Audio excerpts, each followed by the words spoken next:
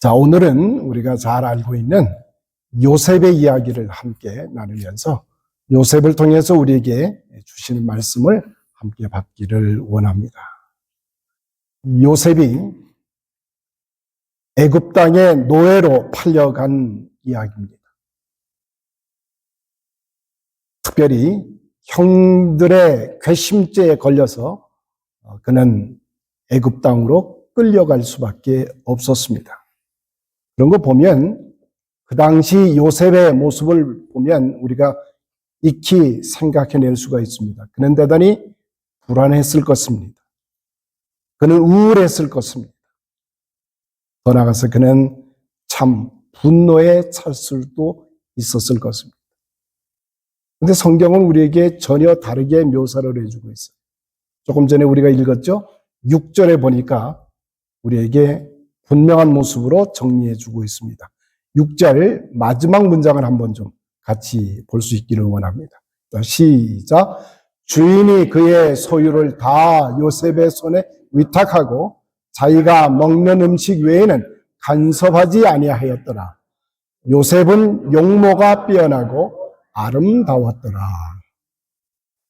요셉이 이집트에 내려가서 이제 노예적인 신분으로 전락할 수밖에 없었습니다. 그런데 성경은 우리에게 이렇게 말합니다. 우울할 수밖에 없었고 분노에 찰 수밖에 없었던 그 요셉이 참으로 용모가 빼어나고 아름다웠다. 우리의 상상을 초월해주고 있습니다. 우리 성도님들 가운데 이런 분이 계시죠. 용모가 빼어나고 아름다운 분이 계십니다. 근데 그 모습만이 그렇다는 얘기가 아니라 성경이 요셉을 향해서 얘기하면서 우리에게 이렇게 전해주는 이유가 뭘까? 왜 그는 용모가 빼어날 수밖에 없었고 그는 아름다울 수밖에 없었을까? 그 이유는 무엇이었을까? 성경 우리에게 이렇게 다가서 말씀하고 있습니다. 여호와께서 요셉과 함께 하시니 이유는 간단합니다. 하나님 여호와가 요셉과 함께 할 때 그는 용모가 출중한 존재가 되었습니다. 비록 그의 환경이 가슴 아픈 환경이 되고 우울할 수밖에 없었고 불안할 수밖에 없었지만 그는 남다른 모습을 가질 수밖에 없었습니다. 얼굴에 빛이 찬연히 비춥니다. 비범하고 범상한 모습을 갖춘 자가 되었습니다. 하나님과 함께하는 자입니다. 비록 그가 오해를 사고 끌려갈 수밖에 없는 환경이었지만 오직 한 가지 그의 심중에 하나님을 모시고 계셨습니다. 성령 하나님이 그와 함께 하실 때 그는 출중한 비범한 존재일 수밖에 없었다라고 하는 것입니다. 우리 특별히 덴버교회 성도님들의 삶이 저는 비범하고 범상한 모습을 가진 분들이라고 확신합니다. 한번 옆에 사람에게 이렇게 보세요. 당신은 비범하고 범상합니다. 예, 비범하고 범상한 분입니다. 왜일까요? 당신 안에 하나님의 영 성령이 계시기 때문입니다. 하나님이 존재하고 그 심중 안에 살아계신 하나님의 역사가 이루어지면 그는 범상한 존재가 될 수밖에 없습니다. 이 본문의 말씀 요셉을 통해서 보면 우리가 배워야 될 것이 있습니다. 그것은 뭐냐면 믿음의 사람은 하나님께 감춰지지 않는다라고 하는 겁니다. 우리 안에 계신 하나님이 드러날 수밖에 없습니다. 우리 안에 하나님이 계시면 감추어지지 아니하고 반드시 드러날 수밖에 없다고 하는 사실입니다. 그래서 요셉이 가는 곳에 비록 어렵고 마음 상할 수밖에 없는 환경이 그에게 주어진다 할지라도 그는 범상한 모습을 띠게 됩니다. 하나님께서 우리 안에 계시면 반드시 하나님의 능력이 하나님의 영광이 나타날 수밖에 없습니다. 시편 43편 5절은 이렇게 말합니다. 내 영혼아 어찌하여 불안해하는가? 너는 하나님께 소망을 두라. 우리가 하나님께 마음이 열려 있습니다. 하나님께서 우리 마음 중심에 찾아와 계십니다. 하나님께서 우리의 중심이 되어질 때에 하나님께서는 우리를 사용하신다라고 하는 것입니다. 요셉은 한마디로 하나님을 품은 인생길을 걸어갔습니다.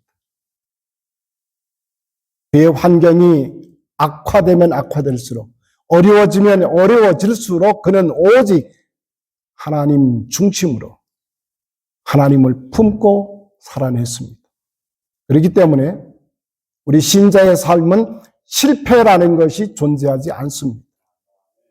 비록 우리가 실패를 경험한다 할지라도 세상 사람들이 우리를 향해서 당신은 실패자라고 낙인을 찍는다 할지라도 우리는 그것에서 하나님의 영광을 나타냅니다.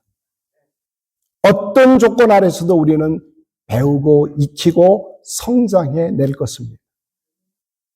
이것이 요셉을 통해서 우리에게 주시는 가르침입니다.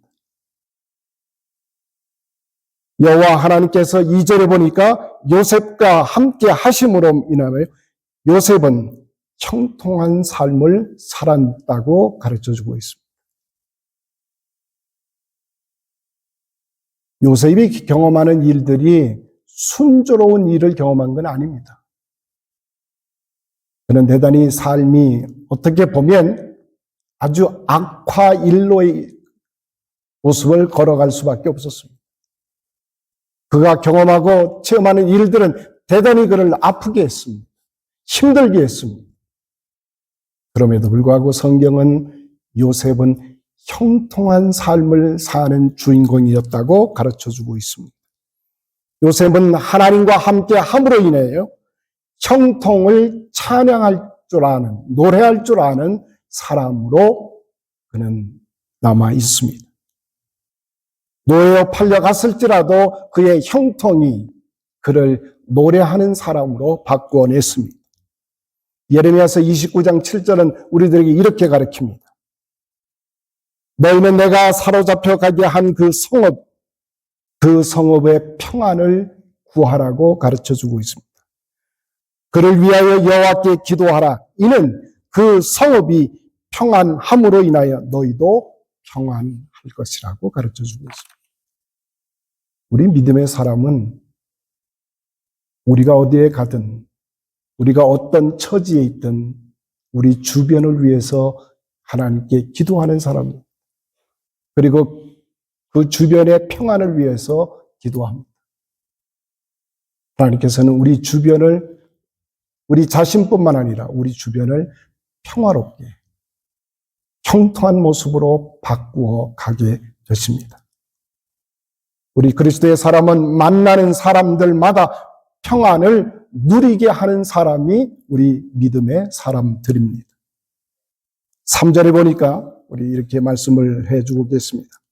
그 주인이 여호와께서 그와 함께 하심과 범사에 형통하게 하심을 보았더라. 이집트 사람들이 요셉의 모습을 보니까 어려운 환경인데도 불구하고 뭘 보는 거예요? 하나님이 함께 하신다. 하나님이 저의 삶을 형통케 하신다. 라고 하는 것을 직접 목도하게 되는 것입니다. 우리의 신앙의 모습은 보여지는 신앙일 수밖에 없습니다. 우리의 신앙은 끝내는 드러날 수밖에 없다는 것입니다. 우리의 신앙은 감추려야 감출 수가 없습니다.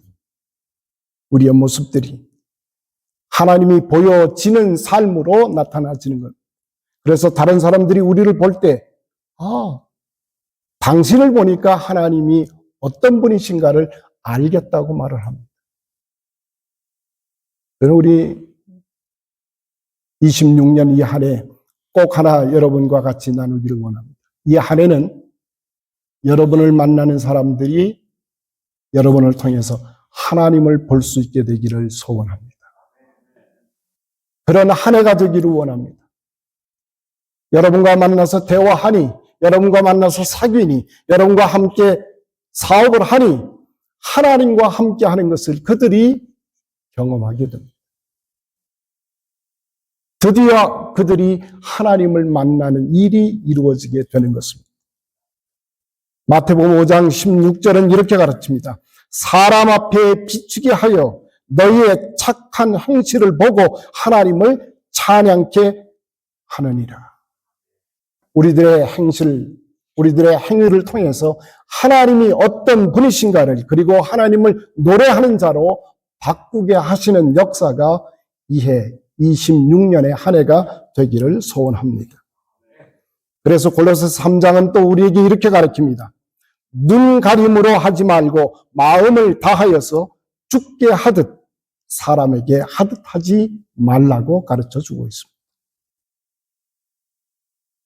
그래서 우리가 누구를 만나든지 어떤 사업에 있든지 하나님께 하듯 하면 사람들은 압니다. 우리가 어떻게 하나님 중심의 삶을 살아가고 있는지, 하나님이 어떤 분이신지를 우리를 통해서 깨닫게 될 것입니다. 믿음의 사람은 누가 봐도 믿을 수 있는 사람이어야 합니다. 믿음의 사람은 누가 봐도 신임할 수 있는 사람이어야 합니다. 저는 우리 드림교회가 있기 때문에 이 덴버가 아주 살만한 도시라고 하는 생각을 하게 됩니다. 여러분이 있기 때문에 이 덴버는 참으로 좋은 도시입니다. 이 덴버는 오고 싶은 도시가 된다는 말입니다. 제가 지금 살고 있는 애틀랜타는 여러분이 아실 겁니다. 최근에 한인들이 많이 몰려오고 있습니다. 한인들이 많이 이렇게 이제 오시는 모습을 금방 볼 수 있게 되는데요. 저는 그 한인들이 오는 여러 가지 이유들을 쭉 보면서 제가 섬기는 교회 우리 성도들과 같이 대화를 하고 같이 이렇게 사귐을 나누면서 기후가 좋기 때문에 또는 집값이 싸기 때문에 그런 이유가 아니라 여기 그리스도의 사람들이 살기 때문에, 여기 믿음의 사람들이 살기 때문에, 우리가 살기 때문에 이 도시가 사람들이 몰려올 수밖에 없는 도시라고 하는 사실을 드러내십시다. 우리가 그렇게 기도하자고. 저는 덴버가 우리 드림교회를 통해서 그런 테마를 또는 그런 이야기들을 자주 들을 수 있게 되기를 간절히 소원합니다. 보디발 집에 임했던 요셉의 모습, 그 보디발 집이 복을 받는 거예요. 노예로 끌려갔는데 노예로 끌려가서 수고하는 그 집이 복을 받아요. 우리가 있기 때문에 덴버가 복을 받는 것. 우리가 있기 때문에 우리 사업체가 복을 받는 것. 우리가 있기 때문에 이 덴버 한인 사회가 아주 아름다운 사회라고 하는 사실을 밝혀낼 수 있게 되기를 원합니다.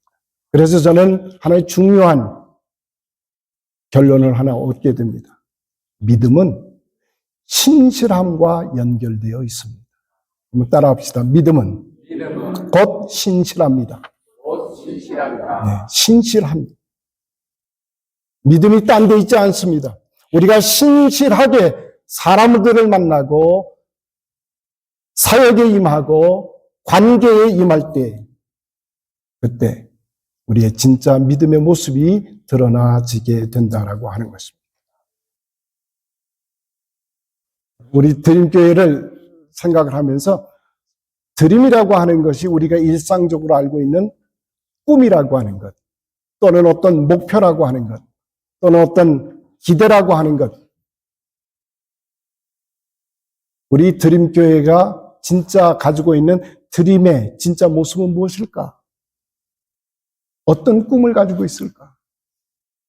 저는 그 드림에 대해서 생각을 해보는 것입니다. 우리의 꿈이 있다면 그것은 하나님과 함께 있기를 소원하는 꿈이 우리 꿈의 내용이 되기를 간절히 원합니다. 하나님과 함께하고 싶다. 하나님이 나의 삶의 아주 중심이다. 그리고 그분과 내가 뗄래야 뗄 수 없는 하나님께 붙어 있음이 내 드림이요 꿈이라고 하는 사실을 가질 수 있다면 우리를 통해서 하나님은 무한대 역사를 이루어 주실 줄로 믿습니다. 신명기 28장 6절에 보면 이런 말씀을 또 주십니다. 하나님의 계명을 지켜 말씀 안에 살 때 내 하나님 여호와께서 너를 세계 모든 민족 위에 뛰어나게 하실 것이라. 모든 복이 너희에게 임하리니 내가 들어가도 복을 받고 나아가도 복을 받으리라. 성읍에서도 복을 받고 성 밖에서도 복을 받으리라. 초점은 하나입니다. 내가 하나님께 붙어 있느냐라고 하는 질문입니다. 저는 여러분에게 다시 묻습니다. 여러분은 하나님께 붙어 있습니까? 다른 것은 좀 잊어버려도 됩니다. 손해봐도 됩니다. 근데 이것만큼은 양보하지 않게 되기를 소원합니다.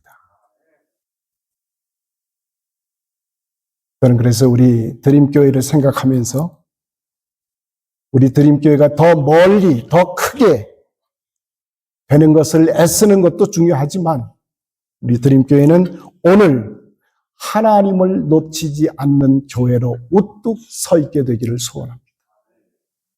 하나님을 중심으로 내 심령 속에, 내 삶 속에 하나님이 중심되어진다면 우리 드림교회를 통해서 이루려 하신 하나님의 계획들 그리고 하나님의 설계들이 이제 아름답게 진행되어질 줄로 믿습니다. 그래서 저는 드림교회를 향해서 이루어지는 하나의 메시지가 있다면 그게 뭘까? 저 스스로 한번 생각해 봅니다. 우리 드림교회는 한 문장을 이렇게 정리합니다. 더 멀리 보려고 애쓰기보다는 오늘 하나님을 놓지 않는 교회라고 하는 사실을 우리 가슴 속에 우리의 삶 속에서 함께 나눌 수 있게 되기를 원합니다. 그래서 우리는 하나만 정리하시게 되기 원합니다. 하나님만 붙드십시다. 하나님만 내 삶의 중심으로 놓고 가십시다. 그러면 하나님께서 여러분의 삶을 책임져 주실 것입니다. 비록 우리의 삶이 힘겨운 과정을 지나간다 할지라도 2025년은 이제 다 지나갔습니다.